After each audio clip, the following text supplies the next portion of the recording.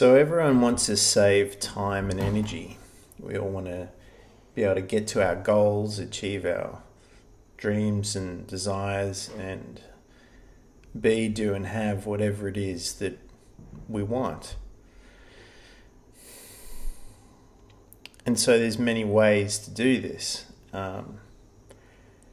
But there's another level to the game that allows this process to happen a little bit easier. And so typically, we're taught in a linear time scale that if we do this process for the next several years or whatever, we'll become good at it, and then we'll have the rewards of whatever it is that we're trying to obtain or achieve. But the problem is in a multi-dimensional timeline reality, anything can happen at any time. So you might get, 2/3 of the way through your process, and then all of a sudden you get hit by the storm and you get blown off course, and you have to reassess or start over again or, correct the problem. And so knowing that this happens, it's a very uncertain sort of feeling. It's a very, it's insecure. That's what it is. So it breeds a lot of anxiety and doubt and, all those things that we're trying to avoid by obtaining what we think we want, in contrast to those things. But when you start to look at things from a multiple timeline perspective, or a multiverse, or a 5D reality and beyond, which is now becoming popular to talk about from that perspective, but we know that our signature, our energetic frequency, determines our destination and what we attract and repel from ourselves.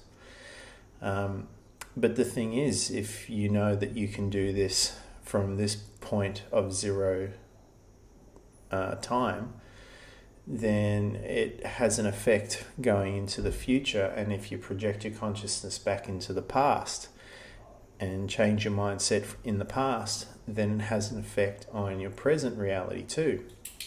And so we do a lot of work with people on how to discharge the charge around their traumas, because those are like magnets sitting beside the compass, pulling you off course little by little. And over time, in your linear process, in your linear time process of, 2 or 3 years, or like paying off the mortgage over 30 years, right? A lot of shit can derail you in between now and then.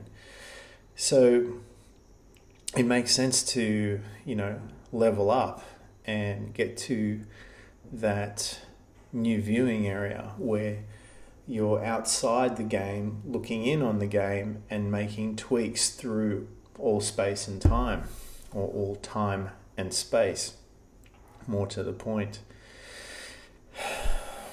And so, we can do this through meditation as a neutral gear, so to speak, and project our consciousness back in time, or project it forward in time, and not just in a forward into the future or back into the past, but forward into any possible future and back into all possible pasts.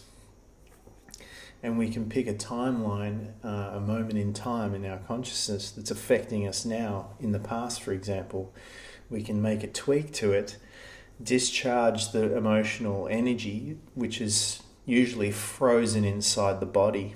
I think Barbara Ann Brennan in Healing Hands of Light called it a frozen time conglomerate, which is interesting. It's almost like a packet of information sitting inside your body, or a file on your system.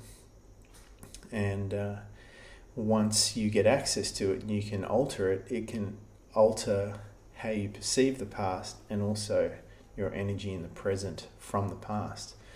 So once you get that all worked out, then your moment of now in the present alters, and now you have a different orientation of which you can move into your future. And not only that, but you have new possibilities of futures opening up for you. So, simple example, which is very common amongst most people, I'm sure, is that if you have this belief that, you know, you're just an ordinary person and there's nothing special about you, and you know, maybe you're just not good enough or undeserving, then from that, whatever created that event to lead you to the present now limits the possible potential futures that you can access. And so if you're not getting what you want now, and you can't see yourself getting it in the future, no matter how hard you work through these processes, perhaps the way to do it is to project your consciousness back into your past and rearrange that, not only the belief system, but to discharge the emotional charge around that, release all those, you know, confining, restricting limits that you contort your energy into. Free yourself up, release that energy, allow it to clear, get the feedback loop, the honest reflection of it, move through it and beyond it into a point of safety and reconfiguration of your energy. And from there you can start to see all the new potential futures opening up. For example, if you're not thinking all those negative things about yourself, now you're thinking, hey, maybe there is something special about me. Maybe there is something incredible. Maybe I am good enough. Maybe I always was. Maybe I'm worthy. Maybe I always have been. Maybe all that in the past was just a lie to protect me from my unlimited power, and to give me time to get it all under control and all under, you know, get a handle on it, so I knew how to use it in the right way.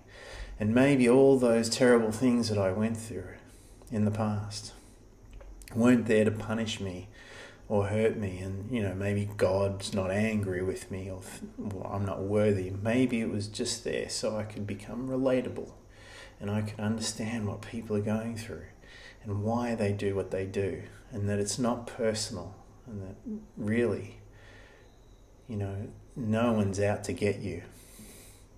And maybe you can just leave that all behind and let that energy move out of your body and clear way out into your field and dissipate so far that it doesn't have any bearing on anything anymore. And then you can become completely free and move, lean in gently into those new future possibilities that were always there, that you just weren't allowing yourself to see.